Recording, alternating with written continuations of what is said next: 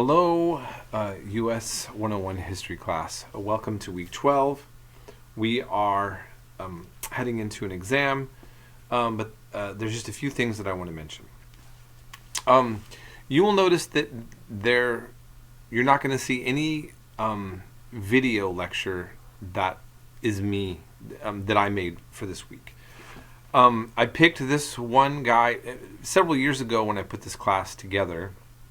I think I was actually sick and that I could barely talk, and I found these lectures that I thought were fitting for kind of building us up into the more intense part of the week section dealing with Nat Turner's Rebellion. And so I ended up just keeping them because I feel like these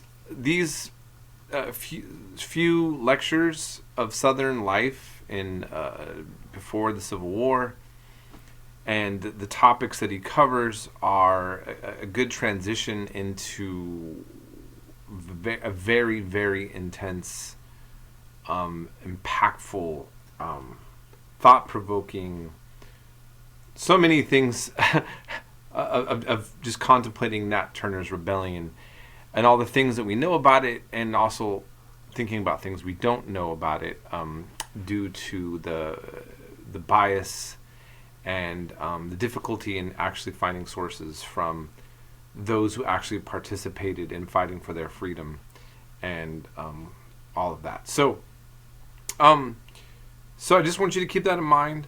You're going to also notice that in the reading list that I have a discussion of clay eating or dirt eating that might seem a little bit random. It's sort of discussed in one of the lectures by the one educator is bringing up. But mainly, I did it for several reasons. One, I like looking into historical things that are a little bit random at times that I know that many will find interesting. And at the same time, it's also not as heavy as some of the other topics that we're bringing into the discussion. So, it's basically to just cover a small bit of culture and something that, like I said, many of you may have never heard of, but will find interesting nonetheless. And it does pertain to still the history that we're covering. And then I have a very long, dense article on the debate about the way that Nat Turner's book by Stuyton is still interpreted now. I realize that many of you are probably not going to delve into this that deeply and maybe do your best to not really read much of it. I would like to encourage you to look at it, especially after you watch the documentary, and for the main reason that it shows how when it comes to covering the legacy of slavery and the whole ugliness of the topic, it's definitely something that's difficult for us in our culture to find a way of finding peace within the present, finding justice, whatever that means to so many people, in context to the past, and what to make of the past in context to where we're at now and where we're going, and also the way of the question about who gets to represent these topics or what to make of them. I mean, I might be sounding kind of vague, but the article kind of explains all that, and you will see that with the documentary on Nat Turner. And so I just think as we look at how we're still struggling with these discussions and how they become so much a part of our culture wars, even sometimes with the way that people vote or the way that politicians articulate their idea about how to deal with this, the subject matter will fit into that, and it's, I think, I don't know if it's going to make things much more clear, but it does help us kind of really think more deeply about, why we have this to deal with still. And so I hope that, for many of you that have not heard of Nat Turner's Rebellion, you'll really, really get into this documentary in particular to really think through a lot of things and to look at the implications of that.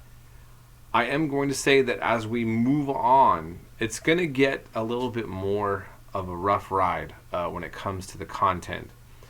We've talked about these things before in high school if you've been to a public school, but it's very, I don't even say sugar-coated.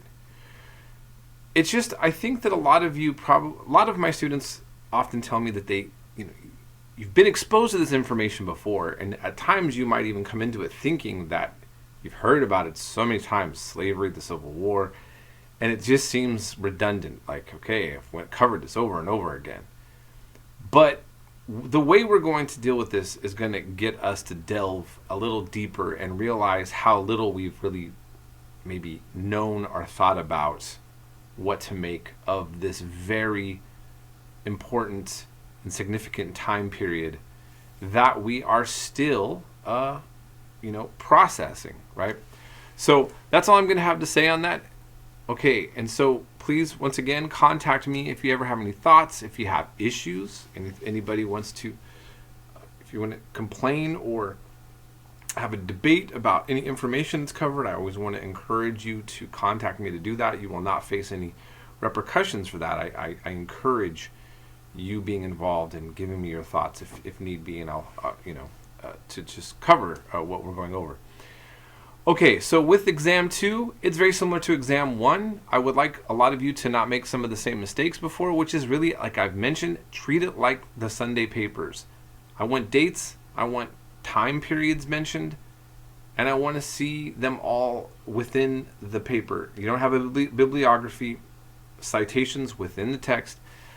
I really am not looking for something very complicated. It's not a research paper. I am helping you to go back over material and to reiterate what you've learned. You've covered a lot. Some things might feel repetitive, but I want you to walk away from this class actually realizing that you engaged quite a bit with the material. And this second exam is for the same reason. So it's basically just a 2-page Sunday paper. And you can cover, you have a lot of leeway to what you want to cover, okay? We can talk more about that during the week if you need any help with that. I hope you had a good, enjoyable 3-day weekend. If you have a Veterans Day, for those of you who participated in the armed services or family, this might have been more of a solemn day. A weekend. In any case, I hope that we're all doing all right moving forward. Forgive me, I'm having a hard time articulating myself this evening. It's late and it's been a busy day. So having said all that, all right, we'll be in touch. Have a great week.